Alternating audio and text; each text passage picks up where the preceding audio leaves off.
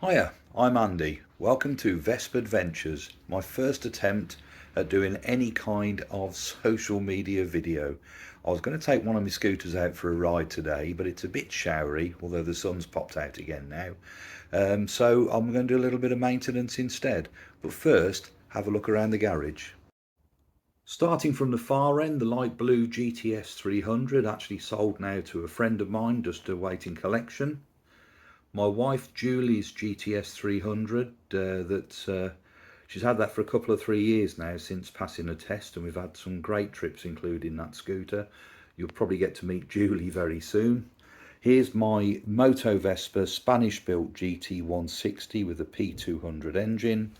Maybe the new love of my life, a Mark 1 PX150 with a very special engine, but more of that one in possibly another video. My own GTS 300 75th anniversary, built in 2021 to commemorate 75 years of Vespa production.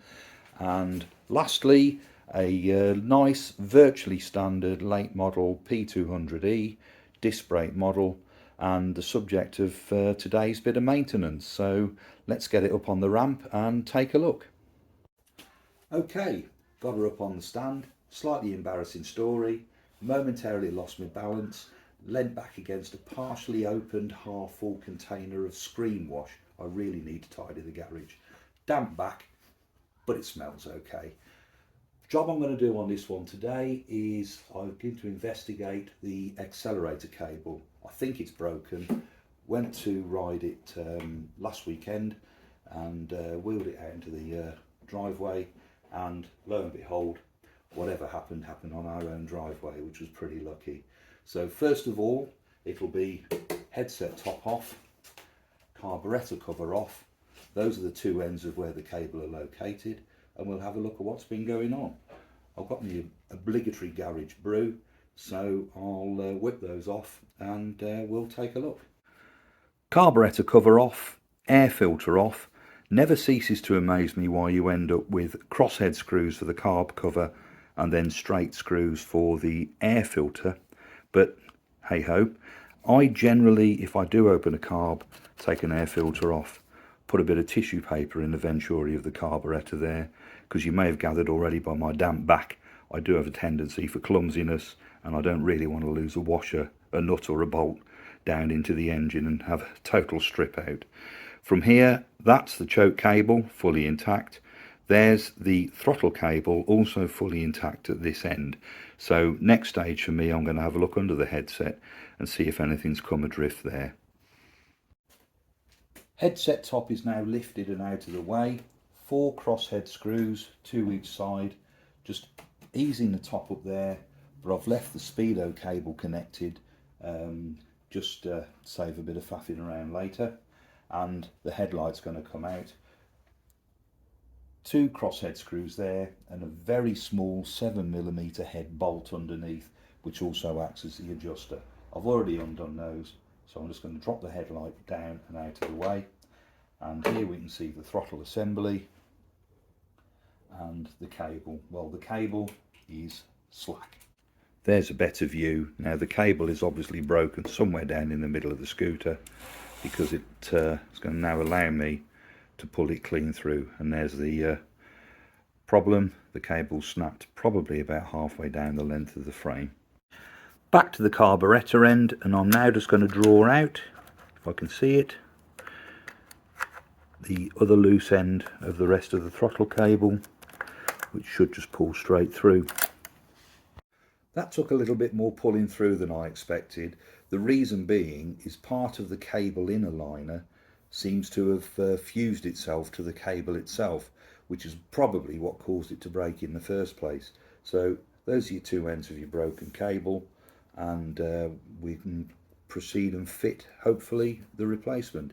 At this point, I really need to point out that I am not a professional mechanic. I'm not a Vespa technical guru. I just do a bit of my own maintenance, and maybe by watching this video you might learn from the same mistakes that I make and not make the mistakes. But now time to open up my replacement cable, which I have noticed is slightly different for the cable. There we go.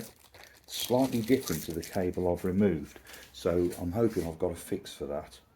And without further ado, we shall uncoil it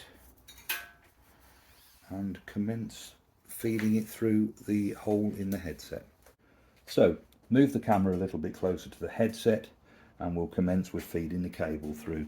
First of all, we'll put some grease on the end of there, slide it carefully in through that grommet, making sure we meet up with the actual cable inner. It's very easy to push it the wrong side. Now, as I said before, I'm no professional. I've only ever done this job once or twice in the past, and not for some years. Goes have to work it around some of the corners of the scooter as well, because the cable runs all the way down through the body of the scooter. So far, so good.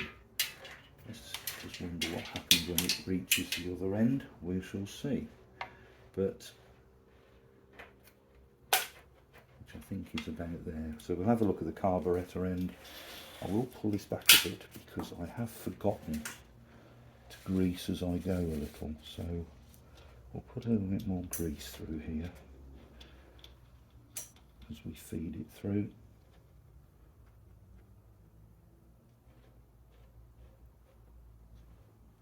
Getting it bloody everywhere.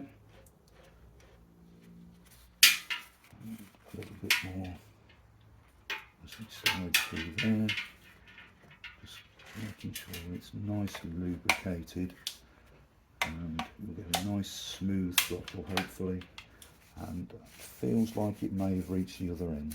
We'll have a look.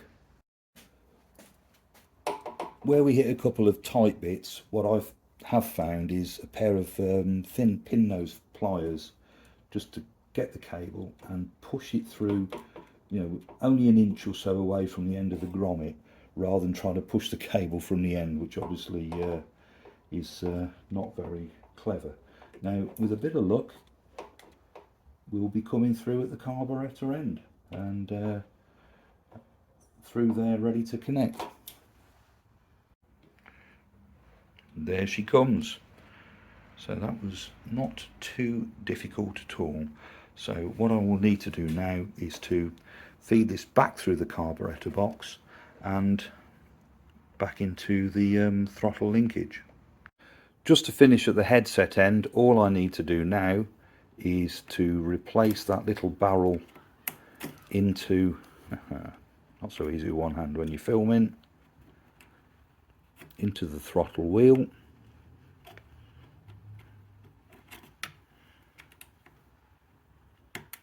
There we go, finally got there. Pull the cable tight from the other end, make sure the throttle is closed.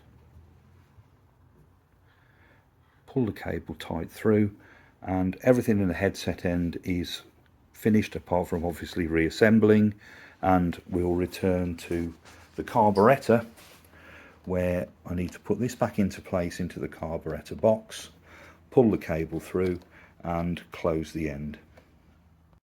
Not quite sure how visible this is, but I'm going to feed the cable end through back into the carburetor box. Cable snagged.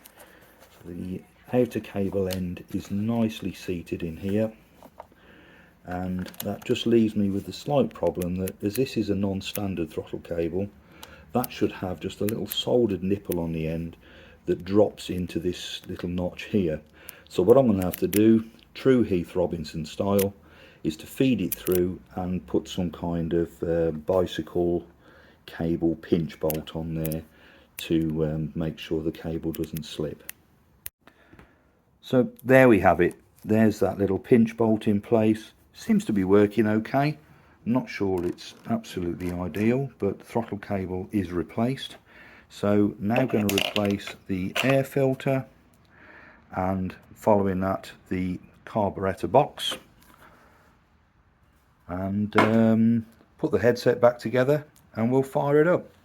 Finally tightening up these two carburettor box screws. They're a little bit of a pain to locate because the box is quite deep and they don't sort of start to thread until they get into the body of the carburettor base, so they can take a little bit of wiggling just to pick up the start of the thread.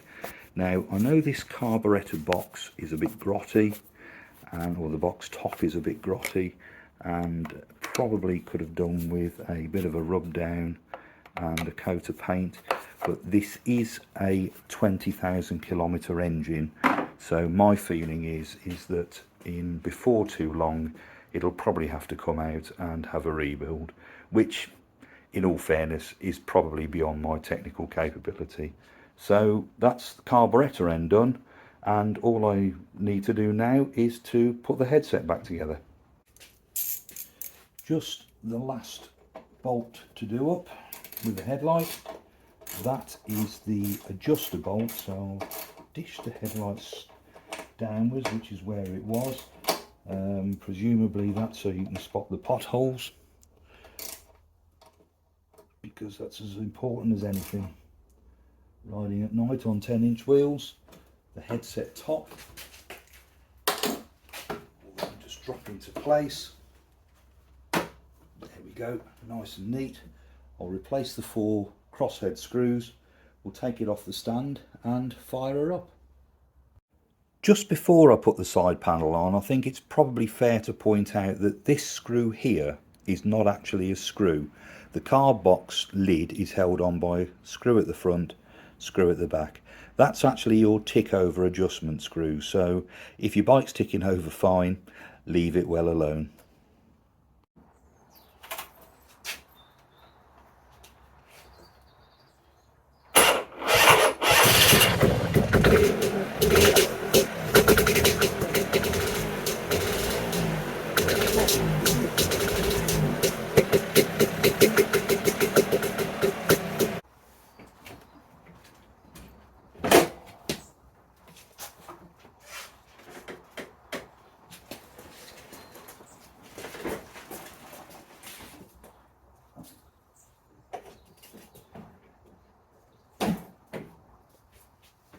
Quick test ride and safely locked away in the garage. Just wanted to repeat the point I made a little earlier. I'm not a professional mechanic. That was not really meant to be a how-to instructional video. I'm hoping if we do continue with this channel and put a few more videos up, they're going to be us out and about, enjoying our scooters, on our trips, our adventures, our holidays, our journeys, wherever they may take us. And if you'd like to, if you've made it this far, well done. And if you'd like to watch some more, please like it, please subscribe to the channel, and we'll see if we can keep you entertained. Thanks for watching. Bye bye.